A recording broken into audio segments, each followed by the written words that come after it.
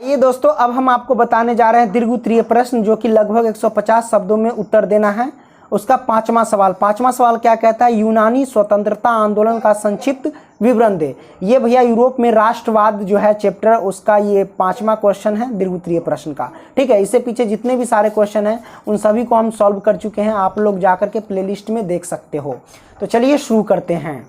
तो जैसा कि आप देख सकते हैं क्वेश्चन नंबर 5 कहता है कि यूनानी स्वतंत्रता आंदोलन का संक्षिप्त विवरण दे। तो सबसे पहले इस क्वेश्चन का मतलब ही समझ लेते हैं। यूनानी स्वतंत्रता कहने का मतलब यूनान के स्वतंत्रता के लिए आंदोलन चलाया गया है, उसका संक्षिप्त विवरण देना है।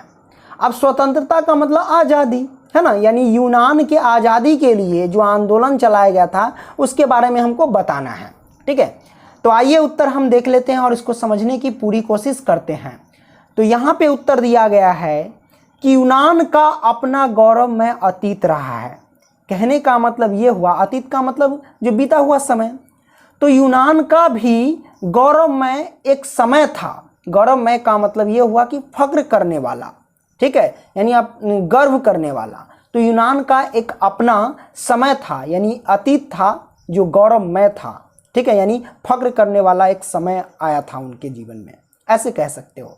तो यूनान का अपना गौरवमय अतीत रहा है, लेकिन इसके बावजूद भी यूनान जो है भैया तुर्की साम्राज्य के अधीन था।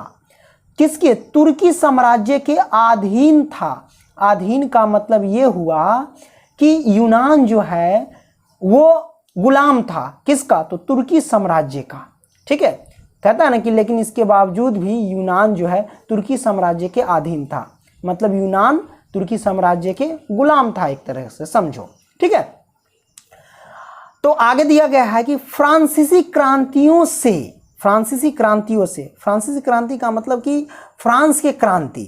ठीक है, तो फ्रांसीसी क्रांतियों से यूनान के लोगों में भी राष्ट्रवादी भावनाओं की लहर जगी। कहने का मतलब समझो कि फ्रांसीसी क्रांति को देखकर यूनान के लोगों में भी राष्ट्रवादी भावनाओं की क्या करी? तो लहर जग गई। राष्ट्रवादी भावना का मतलब हुआ कि जिसे राष्ट्र के प्रति प्रेम हो। ठीक है, यानी राष्ट्र के प्रति प्रेम का जो भावना है उसकी लहर काफ़ी तेजी से जगी। ठीक है, आगे दिया गया है वो हम देख लेते हैं।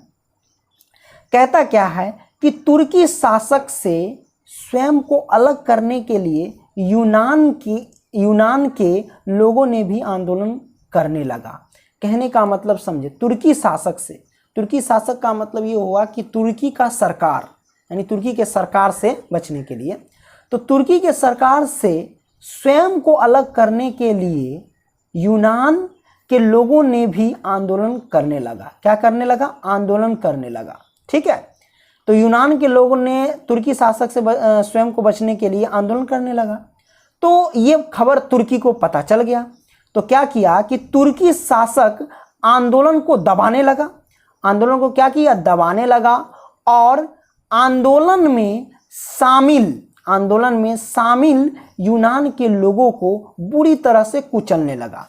कहने का मतलब ये हुआ कि हम हैं और आप हैं, अगर मान लीजिए हम आपसे शक्तिशाली है, आप कमज़ोर हैं और आप मेरा विरोध करेंगे, मेरे प्रति आंदोलन खड़ा करेंगे, हम शक्तिशाली रहेंगे तो क्या करेंगे? आपको मारने पीटने जेल में धकेलने का प्रयास करेंगे, है ना, हो सके तो डाल भी देंगे। तो वही यहाँ पे हो रहा है। ठीक है ना, कि आंदोलन में शामिल यूनान के लोगों को बुरी तरह से कुचलने लगा। कौन? तो तुर्की शासक। ठीक है, कुचलने लगा। फिर क्या हुआ? यहाँ पे दिया गया कि फिर लंदन में क्या हुआ? लंदन में हुआ एक सम्मेलन। क्या हुआ? सम्मेलन हुआ। तो लंदन में हुआ एक सम्मेलन के निर्णय अनुसार इंग्लैंड, फ्रांस तथा रूस ने मिलकर तुर्की के खिलाफ संयुक्त कार्रवाई करने का निर्णय लिया।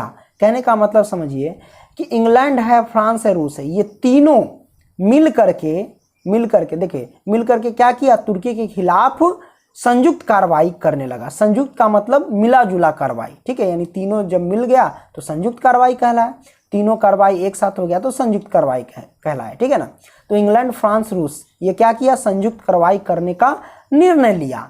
ठीक है, इस संयुक्त कार्रवाई, देखिए, इस संयुक्त कार्रवाई में तुर्की युद्ध में बुरी तरह से हार गया। क्या हुआ? बुरी तरह से हार गया। और इसका परिणाम क्या हुआ? परिणाम स्वरूप जो हुआ, तुर्की शासन से मुक्ति पाकर यूनान एक स्वतंत्र राष्ट्र घोषित हो गया, यानी स्वतंत्र देश घोषित हो गया। आई होप कि ये क्वेश्चन आप समझ गए होंगे। इसी के साथ ये चैप्टर का खत्म होता है कहानी। इसके बाद जो चैप्टर है समाजवाद एवं साम्यवाद, उसका क्वेश्चन लेंगे और उसको सॉल्व करेंगे। देखिए समाजवाद एवं साम्यवाद में कौन कौन से क्वेश्चन आते हैं मैं आपको बता देता हूँ, ठीक है, उसको हम सॉल्व करेंगे। ठीक है, देखो यहाँ पे तो ऑब्जेक्टिव भी सॉल्व करेंगे। यहाँ पे देखो पूंजीवाद क्या है, खूनी रविवार क्या, अक्टूबर क्रांति क्या है, सर्वहारा वर्ग किसे कहते हैं ना, क्रांति से पूर्व रूसी किसानों की स्थिति कैसी थी, ये सब हम आपको बताएंगे। ओके, चलो अगली वीडियो में मिलेंगे, तब तक के लिए बाय।